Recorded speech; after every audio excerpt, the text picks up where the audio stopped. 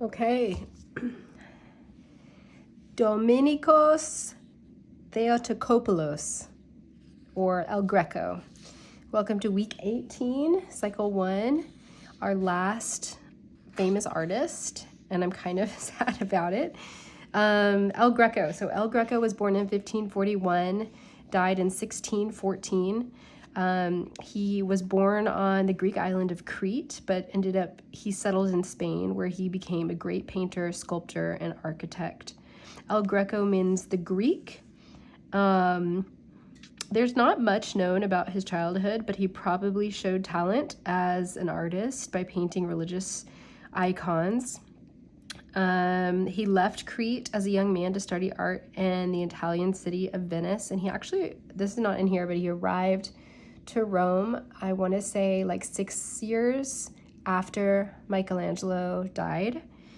And he did not become popular until he moved to Spain in 1577. So there's lots of little scripts. I know in our tutor meeting we had originally talked about focusing on the elongated bodies and I kind of did a switch up, change up on you guys. While it is certainly true that he did depict his bodies kind of elongated, that wasn't, like in terms of projects and having some sort of like continuity within the projects of all of the students. I kind of switched gears, and I hope that you guys are fine with this, but I thought it would be cool, especially for the older kids. He did a lot of portraitures, tons of portraits. And I thought maybe a cool project for this last deal would be for your students to kind of look through these portraits and pick one that inspires them the most, and then draw a self-portrait in the style of El Greco. So I hope you guys are okay with that switch up, change up. Just because I was really searching for what's available right now in terms of like tutorials for this lesson is a lot of the shoe tracing. It's a lot of like cutting and pasting and making the bodies elongated, and I just felt like for the older class,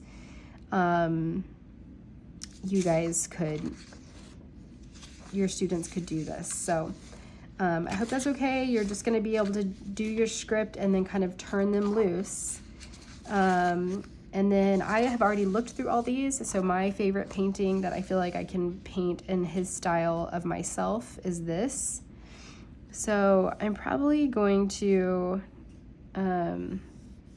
this is a rather large sheet of paper, so I'm just gonna, they don't have to do this, but for time purposes, I'm just gonna try to make my overall like drawing space a little bit smaller. So I'm gonna start with her like fur coat here. Comes back down here. And I like that a lot of his portraits are, the background is so dark that I feel like it is easier to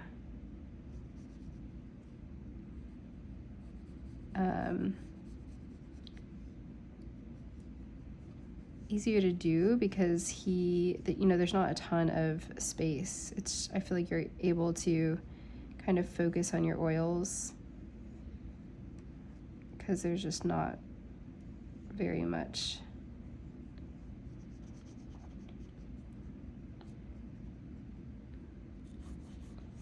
to look at. So again, I'm just kind of sketching in a rough shape. Okay, and then she has her head covering. Inside that covering,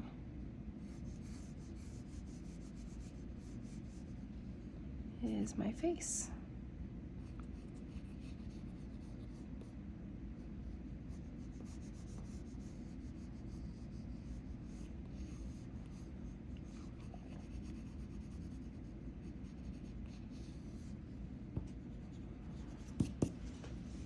Okay, and I'll draw hair. I kind of have that same type of widow's peak.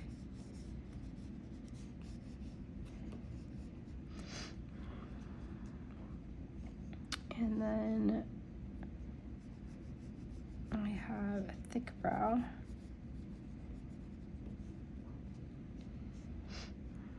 And I have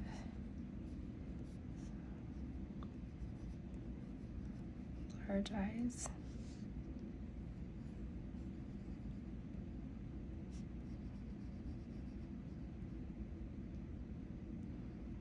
Kind of a turned up nose.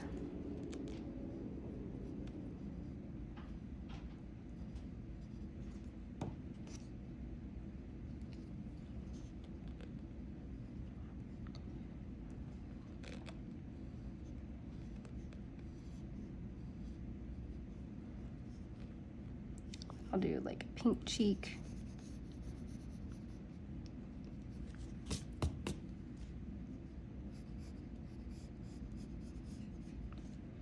Okay. So let's see. I'm gonna do the materials that the kids are gonna be working with are, I think I'm just gonna have like a lot on there, but there's these like tempura, like chubby sticks that I think are super fun, because they just kind of like glide on like so smooth. And they'll have some water on their tables that they can kind of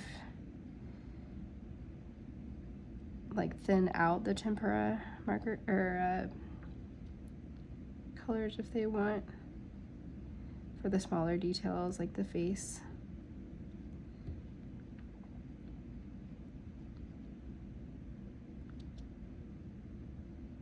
And to kind of like get into those little smaller spots.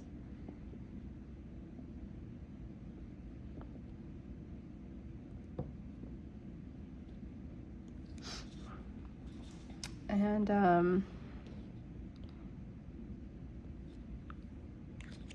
let's see, I might mix in a little blue here.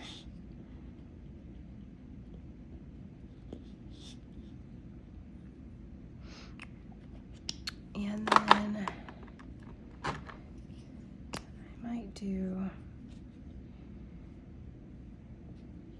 the center spot, just a mix of red and white.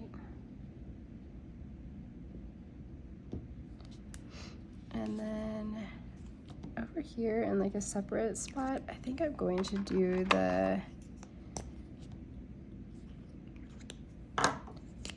some mixing.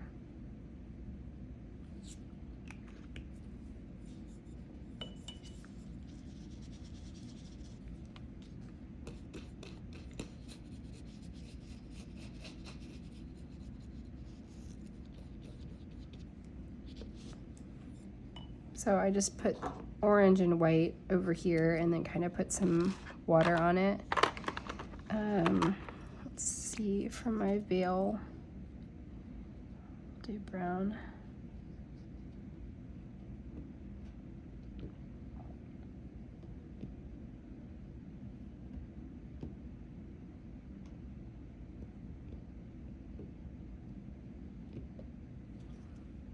And then my hair, do black.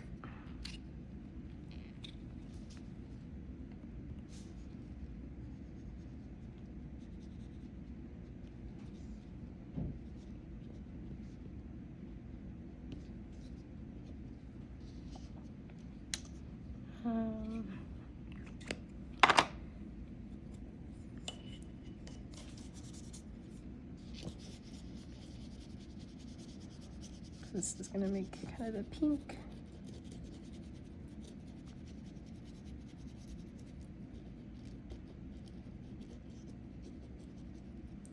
I feel like I could, a smaller brush, maybe like carry that into that.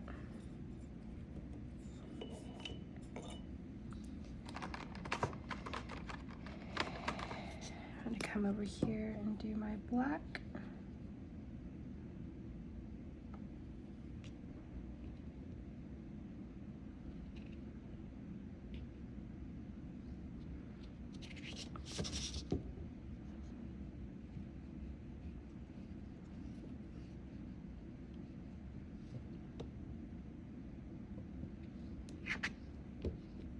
I'll have other, I mean, I think I'll have just a wide, if they don't want to use this medium, they don't have to. I'll have the watercolor palettes maybe on the table. I really wanted them to use oil pastels, but I just found them to be very, I don't have any more of the paper. And on this, I just felt like they were not budging at all. Let's see, what else can I do? I'll do black for the ruffle as well. And then come in here with more of that purple.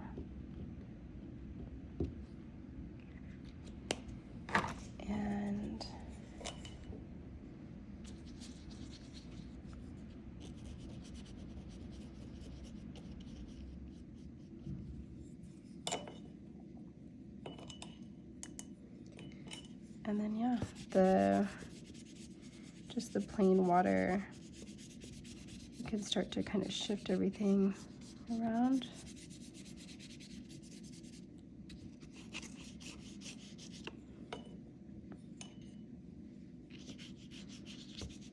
And I don't know if you guys feel this way, but I feel like the perspective, like where they trace their shoe and they draw themselves like long, I feel like they've done that before, and I don't know, I hope that everybody can be flexible and go with me on this idea, because I know your kids can jive with it.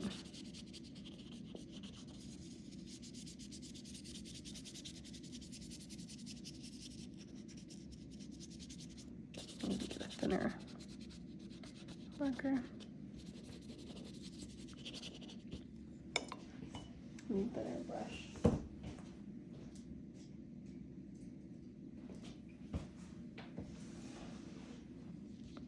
And I like that you can even steal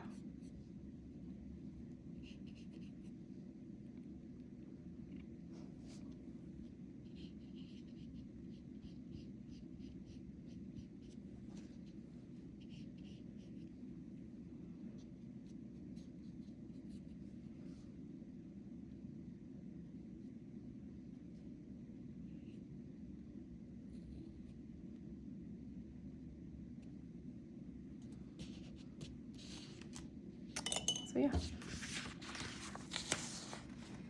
So that's what I'm thinking for the kids.